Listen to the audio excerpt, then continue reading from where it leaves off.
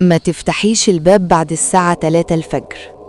أنا ما كنتش أعرف إن في قوانين لازم تمشي عليها وإنتي لوحدك في البيت، وأهم قانون فيهم ما تفتحيش أي باب بعد الساعة 3 الفجر. ليلة معرفة القانون ده كنت لوحدي. الساعة كانت 2:58. البيت هادي زيادة عن اللزوم، حتى صوت التلاجة اختفى. وفجأة دق دق دق، خبط خفيف على باب الشقة. قلت يمكن جار، يمكن حد غلطان، بس قلبي اتقبض. بصيت في الساعة 3 بالظبط. الخبط اتكرر أقوى شوية. قربت من الباب وسألت بصوت واطي: مين؟ جالي الرد، بس مش من ورا الباب، جالي من جوه البيت. أنا رجعت خطوة لورا، قلبي كان هيقف. قلت: أنا مين؟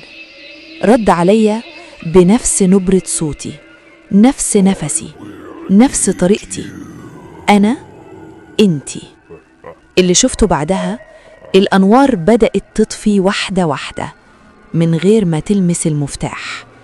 المراية اللي في الصالة بدأت تهتز.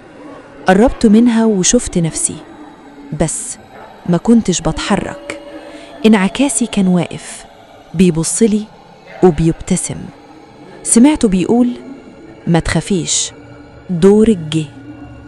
الخبط على الباب بقى عنيف، كأن حد بيحاول يكسره.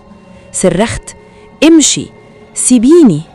وفجأة الخبط وقف، سكت كل شيء. افتكرت ان الموضوع خلص. غلطانة. الباب اللي اتفتح لوحده من غير صوت، من غير تحذير، مقبض الباب اتحرك والباب اتفتح شبر. ما كانش فيه حد، بس كان فيه ظل على الأرض. ظل واقف مش بيتحرك رغم إن مفيش نور. الظل بدأ يقرب وأنا رجلي كانت تقيلة، مش قادرة أتحرك.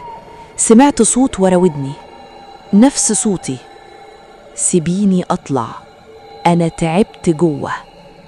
لفيت بسرعة وشفت نفسي واقفة ورايا، وشها شاحب وعينيها سودة وبتبتسم. قالت لي: من زمان وأنا مستنية اللحظة دي. الحقيقة قالت لي إن كل واحد فينا ليه نسخة تانية محبوسة، نسخة اتخلقت من خوف، من ألم، من حاجات ما قلناهاش. والساعة 3 هي الوقت الوحيد اللي نقدر نبدل فيه الأماكن. قالت لي: واحدة فينا لازم تفضل هنا. آخر حاجة فاكراها صرخت، وقعت. البيت لف. صحيت الصبح في سريري والباب مقفول. قلت: كابوس. قمت رحت الحمام وبصيت في المراية وشفت انعكاسي بيتحرك قبلي بجزء من الثانية وابتسم. ومن ساعتها كل ليلة الساعة 3 حد بيخبط، وأنا بسيبه يخبط، لأني لو فتحت مش متأكدة مين اللي هيطلع ومين اللي هيقعد.